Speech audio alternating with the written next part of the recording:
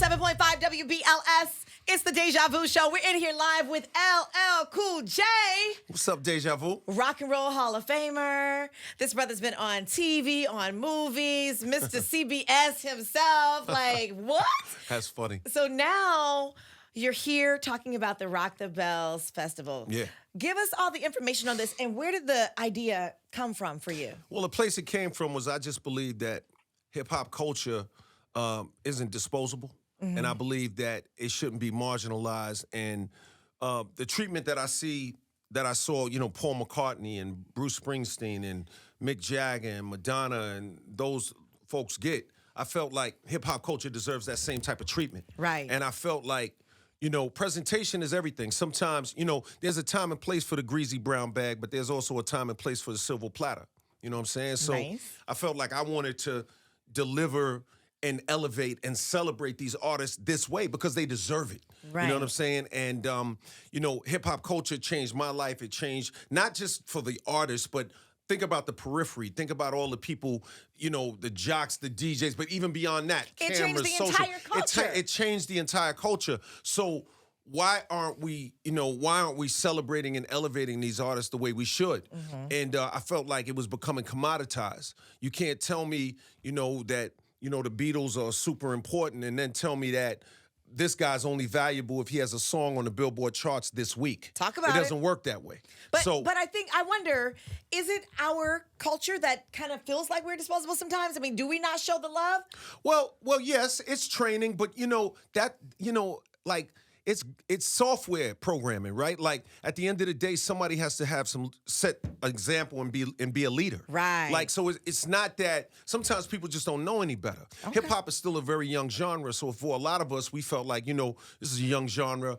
And I guess it's just out with the old and in with the new. And that was just the mindset. But the reality is that it's a culture, and the culture is bigger than music, and the culture is all of the roots, all of the tree, all of the fruit, all of it. And you have to think about all of that and preserve all of that because 300, 400, 500 years from now, you want the narrative to be right. You know what I'm saying? Absolutely. And I said, you know what? I'm going to take that on my shoulders and take that on as something I want to do. I did it for myself over the years, and I said, you know what? All the things I do for myself personally in my career, now let me turn it around and do it for the culture in general. So that's why, I have the channel on satellite radio across the street. That's why, we're doing this festival because I want to see these kings and queens be elevated the way they deserve to be elevated. You know what I mean? Love it. I love it. All right, so the festival is happening this weekend. Yeah. In New York City. Yeah, no question. Rock the Bells Fest. We got Rick Ross, little Trina, little Busta, little Scarface, something for everybody. Right? Yeah. What are you going to be doing on this stage? I just want to know. Well, I want to see. I want to go in. Are you going to crush them like a jelly bean or what? Well, look, I've been here a while, and there must be a reason for it, right? So I guess people just got to come and see what it is. You know what I mean? Like, I can show you better than I can tell you, and you kind of got to, sometimes you just got to check things out.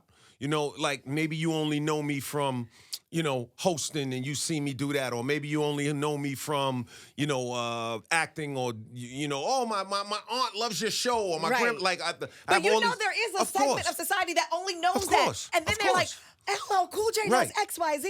Right. And for that segment of society, it's like, come see me engage with my first love. You know what I'm saying? So what I do on stage is what I do, but you have to come see it and witness it to understand the difference between, hearing about a dunk and seeing somebody dunk. There's a difference. Look at this. I love it. All right, so LL, take us back. Yeah. When you were a kid, you first fell in love with hip hop. Right. What were you listening to? Who were you listening to? What was that one thing that said, yo, I got to be like them? Well, when I'm generation one of hip hop, right? So, I was the first generation to grow up on hip hop. I'm generation 1.5 as an artist. The first thing I heard was the Cold Crush tapes. And then, all of the tapes, Force MCs, all of that stuff was floating around, flashing them, all that. And then the records started coming out. I started hearing, obviously Rapper's Delight and King Tim III and Lady B and, Super Wolf and all these artists that people don't know and like a lot of people may not know. Right. Fearless 4, Treacherous 3, Crash Crew. You know what I'm saying? Soul Sonic Force. All of those groups. And, for me, it was like, it was the first time I heard, black men and women sounded empowered. You know what I'm saying? They may not have been talking about the most serious topics in the world, but just the fact that they were speaking proudly and bragging about imaginary lives that maybe they didn't even have at the time. Right, but that's that vision to get them out of where they were. It made I got bodyguards, I got 2 big cars. You know what I mean? Like all of that made me feel something inside and made me feel empowered. You know, because it was aspirational. You know, because when you grow up in the hood, you feel invisible. You feel like, you know, I mean, your man will get shot and nobody is, you know, your people know about it, but the whole world just moves on like it never happened. Yeah. So this was the first time I heard us sounding empowered, sounding like we got a voice. And that was something I wanted to be a part of it instantaneously. I just fell in love with it. That's why I do it. That's why see, when you got a why, when you do something, when you have a real reason why you do something. Talk about the why come through. Yeah, that's how you can continue to do it. You know what I'm saying? Money and all of that is a result. You know, it's like I was just telling somebody across the street that, you know, the champagne and the trophy and all that is a result of playing well. Right. You know what I'm saying? But you got to play well. But if you really love the sport, you can really play well.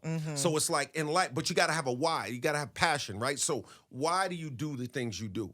You know, like it's very important whether you're starting a business, whether you know, starting a company, whether you going after a job, whether you trying to go out on your own, whether even you think about leaving home. Why? Why are you doing that? Do you know why? Because if you just, I'm not going to get the bag, that's not a good enough reason. Tell them, because what's going to happen if the bag doesn't come right away? You're going to get frustrated, quit, and be disappointed and give up on your dreams because you misjudged it. Right, but your why will keep you going. 100%. 100%. Yeah, it's evergreen. You know what I'm saying? It's like renewable energy. Exactly. You know what I'm saying? I just always wanted to know how you made the transition and when did you decide to say, okay, I love this music thing, but it's time for me to expand my brand. You see a lot of artists now who are doing different things in different fields, but you have been able to successfully extend your career brand. It's like you're reinventing, okay, now I'm going to be over here on NCIS. Now I'm going to do this here. I'm going to host the Grammys. I'm going to be on these movies. How and when did you decide that this is the next step for you? Well, you know, I'll tell you, you know, it's funny. You know, a guy told me a long time ago, you know, really important guy, popular guy, one of the greatest, never limit yourself. You know what I'm saying? Never, ever, never, ever limit yourself. So, you know, if you have different talents, you should explore that and you should utilize them. The key, though, is just to, like I said earlier, just know why you're doing it and do it from the heart and be sincere about it. But don't limit yourself.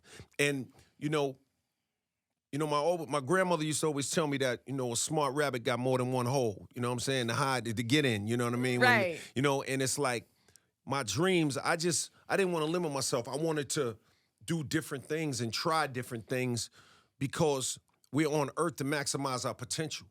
Because if you're not here to maximize your potential, then what's the point? You know what I'm saying? It's like you could talk all day. A lot of people talk about a lot of things. It's like the play of Raisin in the Sun. You can sit around talking about it all the time, or you got to, at some point, you got to really deliver. You got to show and prove, right? So that's what I do. I just don't limit myself, and you know, when I want to do something, I believe, and I go get it. I got to go get it. You got to go get it. I got to go get it. Were you nervous making that transition, though? I mean, like, coming in there, have you had any roles that you're like, yo, I should have gotten that one, and you see somebody else who snagged it? I've seen that. I've had that happen before. I was up for the role of in the Jerry Maguire movie that Cuba Gooding got. What? Yeah. He got an Oscar for it, so... It's okay. You still Rock and Roll Hall of Fame, bro. No, I think I'm doing all right. I think I ain't mad at Cuba. Just a little bit. He can break dance better than me, but I'll be all right. You all right. But listen, you were doing like the sitcoms way back, and I just think that the fact that you've been able to stay relevant and continue to, I don't know, repurpose, it's amazing in this industry. Thank you. Now, where do you go musically from here? So, I just... when people ask me that question, usually the real feeling in the air most of the time is kind of like like you hear these legacy artists, when like you hear artists say they're going to come out with a new record, the first thing you think is, oh, that's so sweet, because I know I'm just going to like your greatest hits, and I'm never going to be interested in anything else that you do. Hold on, let me just, I'm just keeping it a buck, right? I know, let's keep it a buck. Go ahead. All right, so let's just get that out the way. Okay, then the second thing is, all right, you're either going to sound like you're in a time warp, or you're going to be out here trying to sound like you're 19 and play yourself.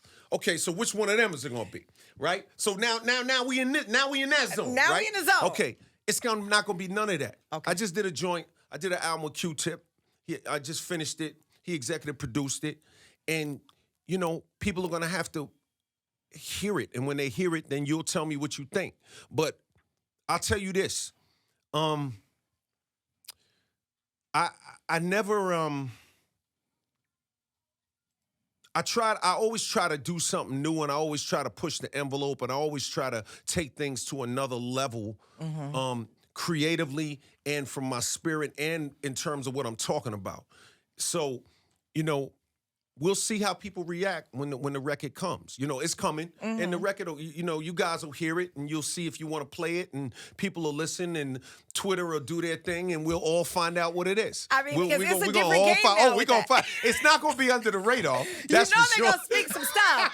But no, as long as you got some good production and everything, people are going to vibe with it. But I will say, speaking as a fan who loves music, right? All genres, you fall in love with the artist at certain points in their career. And we know as artists, you have to grow, but you're still going to be loving XYZ song from them, right? You're going to open the doors for the new stuff, but they're always going to be those favorites. I mean, I'm sure you have favorites from your artists, too. Of course. I love, Michael when he was singing, back, I Want You Back, and I love him on Thriller, too. And, right? And I like Bad Joints, too. Yeah, there's different eras. And then some of us just live through all the eras.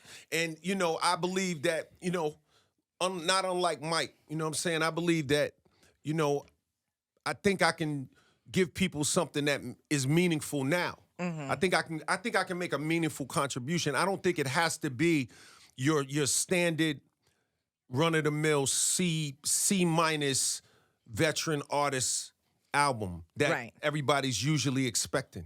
You know what I'm saying? Like, I'm not that.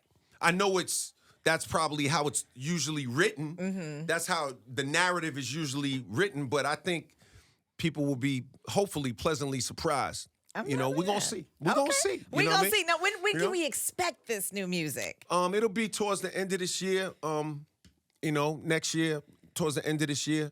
You know what I'm saying? Okay. All right, we in the studio working on things. Okay, yeah. so no, it's done. It's complete. Oh, it's completely done. Oh no, it's completed. So you can drop it whenever you want to. No, we're just working through the business of it. It's done. No, the album is complete. Yeah. Okay. No, I ain't just, it's real. You know what I mean? So I ain't just wake up today and say I'm gonna make a new record. It's like, famous last words. Okay, right. I understand now. You thought I was playing, right? You thought I was playing. This is the. I thought this is gonna be the. You thought I was playing. Right. Y'all gonna see. He said he's gonna show and prove. He said he is going to show and prove. Okay. LL is not about these games. Yeah. Okay. All right. But, talk to us about coming out of this pandemic. What have you learned? What have you gone through and grown through? I've seen you and your wife, all these, great pictures and business ventures and even the vacations. Talk to us about the things that centered you during this pandemic. Well, let me tell you something. First of all, on the vacation, as luxurious as the IG photos may seem, I was on Zooms back to back, getting ready for the festival. Sorry to disappoint everybody.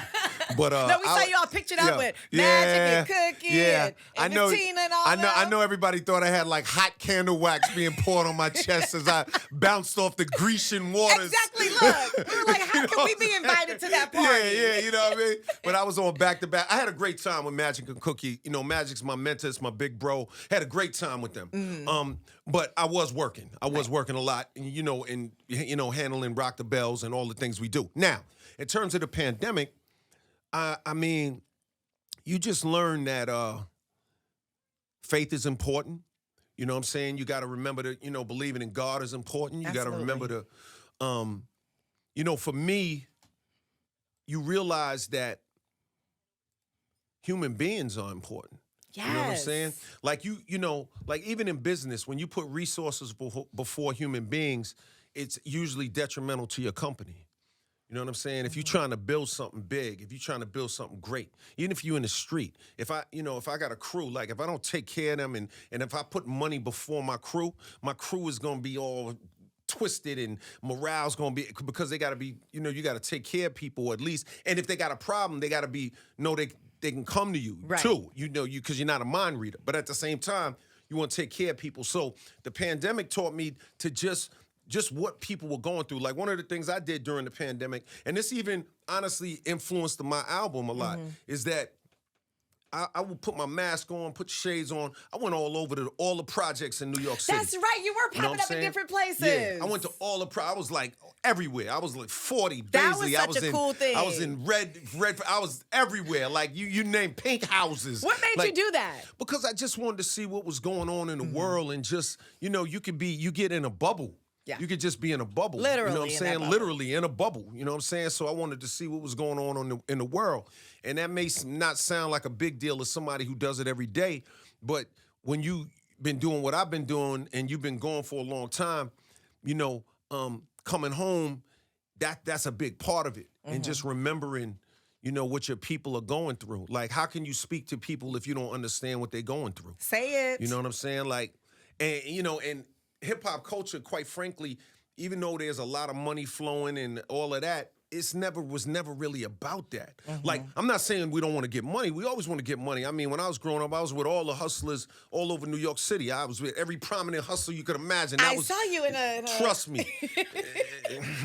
Well, I'm just saying, but at the same time, there's got to be more to it than that, right? Like, it's got to be more to it than just the money. It's got to be some spirit in what you do and how you move. You know what I mean? Absolutely. In order for you to do it a long time. And if you really want to get it and be successful. So for me, the pandemic taught me all those things. It made me kind of reconnect with the world, reconnect with people, you know, be a little more grateful. You realize how precious things are. How quickly things can change You know, and shift. And I'll tell you another thing. Like, you know, everybody, you know, I know people sit at home and they have the fantasy about the mansion and the yachts and the big cars and all the things that they want. And there's nothing wrong with that. I understand you want it. You should want it. You should get it. I get it. I like it. It's fun. I'll tell you, though, you realize, though, when you have a remote control and a chair and a television, and that's a lot, because everybody don't have that. Right. That's a super luxury, because everybody don't have that. But even when you have that and you got some food, you good, B. You good. You good. Absolutely. You good. I know you Those you are the want it all. basics. I know everybody wants the Rick Ross swimming pool. I get it. Ross is my man. I get it. What are But the you artists at the good. festival? Go ahead. But you good. You feel me? Absolutely. Yeah. Absolutely. So basically what I'm saying is don't underestimate your position in life and where you are in your life, and don't let the Instagram and the celebrity culture and the billionaire millionaire culture make you feel like you less than a human or like you're somehow not worthy. Because I've been in the biggest jets with the most famous, richest people you could think of, and I've been in barbershops. The laughs are the same, B, if they're happy. Right. You know, and I've had billionaires tell me they're only happy in strip clubs. Come on. So what do that tell you? And I'm not saying that strip club culture is something wrong with it. Some women, some men, women, they got to do what they got to do. Right. I'm just saying that All that this is external where stuff. the only place the guy felt safe. Like, what is it? Because he feel like people are being honest. You know what I'm saying? Like, I know Honestly they know taking why the I'm money. here. I know Yes. why I'm here. That's why he feels. Honestly break me you know off, what I mean? yes. Yeah. You know what I mean? So that's what I'm thinking. You know what I mean? I That's how love feel. it. I love the mindset. I love the state. Legacy-wise, we see all these biopics coming out and all that. Right. When we get into LL Story, and who would you say that you would see to play you? What? the evil laugh. Come on. You know, the biopic something I'm more interested in now. To be honest with you, I wasn't really interested in that. I was like, yo, my kids could do that. Like, you know, that'd be a check they could get later. But Right. I understand the importance of it. So I don't know, because it would have to be somebody who, you know, can, you know, be calm and unassuming and then turn on the intensity when they need to. And that's you know, It would be I don't such know. a huge moment. Though, like a big theater promotion. I can just see it Yeah, already. I would love to. I'm definitely open to it, and I'm definitely thinking about it. I've had people approach me about it, quite honestly. And you really did shut him down like, hey, I'm not interested? I've shut it down a few times, but now I'm in talks. I'm taking it a little more seriously, because I think it's selfish to not do it. It's almost like I need to share the story with people so that they can see what I've gone through, so that they can understand that even though for a lot of them, especially the young ones who look at me as a guy that's been famous their entire life, they don't Right. realize that like that I really was in the hood and how my life came and how things evolved. Like they don't understand that part. All they ever seen was LL Cool J, the famous guy, whether, oh, my aunt loves my mother or this one or that one. You know what I mean? Like, so that's a part, that's why I feel like the story needs to be told so that the real kids, the kids that are in the hood now know what's possible. Right. You know what I'm saying? Because they don't understand like what I been through. They don't know what the I'm saying? grind. They don't know all the boy. stuff that you, the blood, promise sweat, you. and tears. I promise you. Because everybody, again, thinks it's just instantaneous and it's overnight. But you've been grind. You Yeah. had to grind just to get to a certain level. Yeah, well, you know, like there's a story, right? Like, I mean, just real quick, I think like people will say like, you know, you got an amateur say to a pro, I want to be where you're at.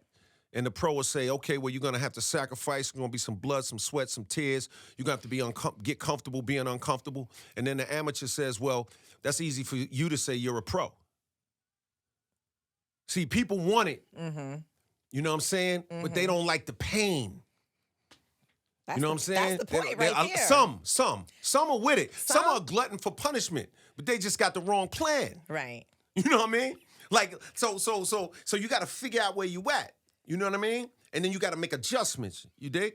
You feel me? Absolutely. All right. I feel you. I feel you. We got the compass. We're making the adjustments. We know where we are, where we're going. Yeah. We know where we have been. Yeah. So where are you going now outside of the music, outside of the festival? Is there any other brand compilation thing that you're Well, doing? Any well, wines, any sneakers, any clothing? So Rock the Bells is not just a channel and a festival. Rock the Bells is content, commerce, and experiential. So the experiential part is what you see with the festival. Okay. The content is premium content and branded content. We work with all kinds of brands, and we help brands talk to hip hop culture in a lot of different ways. Like I'll give you an example. Old Spice was looking for somebody to do a hair care thing. We put them with Big Daddy Kane and Nice. did a campaign. Like So you're doing it with other artists as well? Yes. Oh, So that's dope. even also something people don't know is Rock the Bells. What I did was I gave ownership percentage of Rock the Bells to Cool DJ Herc, Grandmaster Caz, Salt and Pepper, Run DMC, Roxanne Shante, Big Daddy Kane, My mouth is open. Fab Five Freddy, Jonathan Mannion, Risk. All of them have an interest I and did not equity in the know company. that. Yeah, because I felt like most of the time in hip hop culture, it's always people confuse capturing value with being a great artist. They're two different things. Great artistry is great artistry. When Van Gogh, the great painter, when he died, he had nothing. Nothing. So artistry and capturing value are two different things. So just because you can capture value doesn't necessarily mean you're a great artist. It means that you were able to capture value And through that your moment, art. and capture that in that moment. moment. Now, Yes. that being said, you have, and Eminem also invested in the company. He has a piece as well.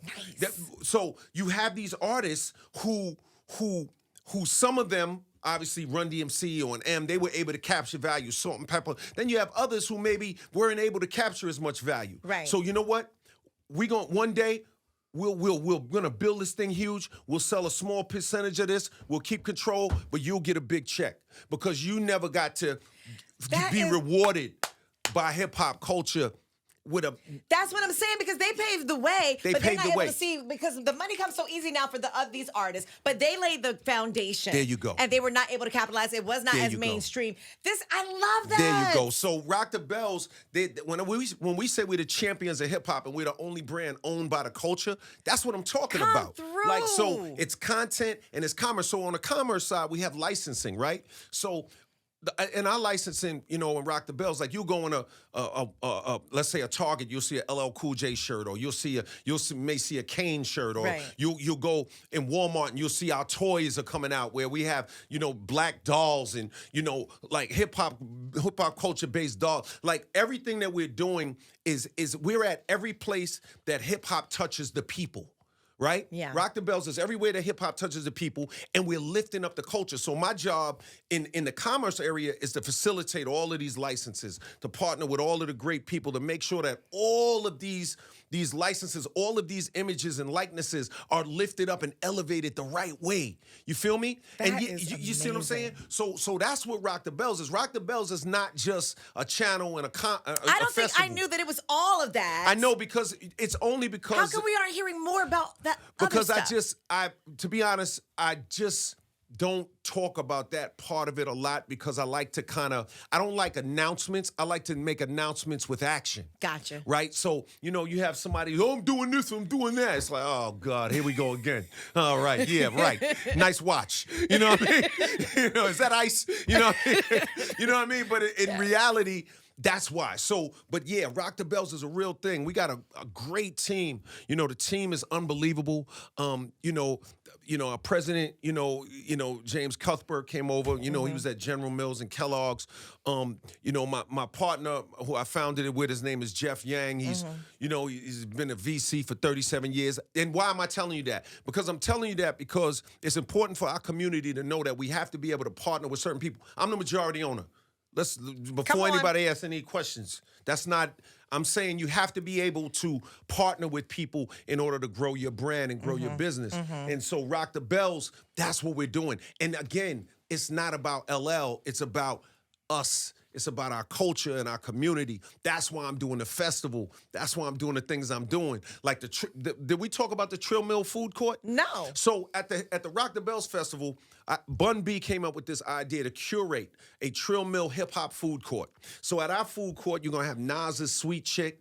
You're gonna have snap. E40 Goon with a Spoon. You're gonna have Mia X's Whip Them Pots, Jada Kiss and Styles P's Juice for Life. Yes. You're gonna have Ghostface Killer Coffee. You're gonna have so I wanted all of the hip hop artists that have food businesses and to be able to come in and be able to live. And there was one young lady, she has Nourish for Life or something like that. She was the only Black-owned food vendor there. So, and she said because we moved all the vendors out for our program because we're bringing all these hip hop vendors in. Right. She sent an email in, I was disappointed. So we let her stay. I said, yo, put her back in. We can't have her get twisted. So she's in it. So it's all hip hop food court. So when you go there, there's going to be activations like giant boom boxes, Salute the Sample Live, breakers. Like it's not So it's all elements of hip hop. Yeah. All of this on Showcase. Yes. I see the It's for vision. us. That is Yes. going to be fire. Yes. It's and the real all deal. happening this weekend. All happening this weekend, August 6th. August 6th. It's You know going to what be I'm saying? crazy. That's going to Saturday. be dope. Rock the Bells Radio. Y'all got to make sure you're there. LO, I could talk to you all day. I mean, I know you got Appreciate it. things to do. I could talk to you for real all day. Appreciate it. Can I get a streaming series or something? I just want to hear more of your. I'm serious. That's going to be the next Rock the Bells brand. Okay, All just right. conversations with LL. Just Yeah, the wisdom spewing off Todd the wisdom. Talks. Come on, Todd Talks. Go ahead and make it happen for real. But love the vision and Thank you. just I respect you. Thank you. But just hearing this, I think it's notched up a little bit, brother. I think it's Thank you. notched. I think it's notched up. Thank you. Like for real, seriously. Thank you. I love what you're doing. Always love the your give back and all that stuff. But this is just next level. Thank you. So Thank it's you. amazing. It's for us. We're going to do it. We're getting it. Come on. We got this. This hip hop culture thing is big. We got to treat it like it's big. We can't be playing with this. We can't shortchange ourselves. We got to know our own value. Our community is valuable. We got to Right. know our value. We got to value each other. You know what I'm saying? Absolutely. It ain't about like siblings. But that's a you know? mindset that you have to get to. You said, it's about sharing. You have to partner yeah. to build your brand, to build everything. But it's a mindset to want to share because we all like kind of. Well, it's a time for everything. Yeah. You know what I'm saying? When I'm 24 with my shirt off, I wasn't sharing that much. True. You know what I'm saying? And that's what I'm Now, saying. You You get have a to little get to older. that You get a level. little older. You see some new things now. If I come in here talking like I'm 24 with my shirt off, I look stupid. Right. You know what I'm saying? Like it's a time to evolve. So it's like, okay, I did that. Now, what's the next thing? Right. You know what I'm saying? You go from the warrior to running the tribe, right? Right. Like first you the warrior with the spear in the jungle, And and then now another you the point chief you of get in the Bohemians. chair, and now you run the tribe. Yes. Right? Okay, I got you. that's got to be the evolution. Come on. Right? I was going to ask you to do like some hustlers tips and some words of encouragement. This whole interview has been just that. I don't need nothing else. I mean, like, seriously. Cool, good. But LL, thank you so much for stopping by. I pleasure. can't wait to see more of what you're doing. This Rock and Roll Hall of Famer, this Kennedy Center honors, just dude is Thank you. doing it all. Thank We you. I appreciate appreciate you it. and what you've done for the culture. Appreciate you. All Much right. love. Deja Vu.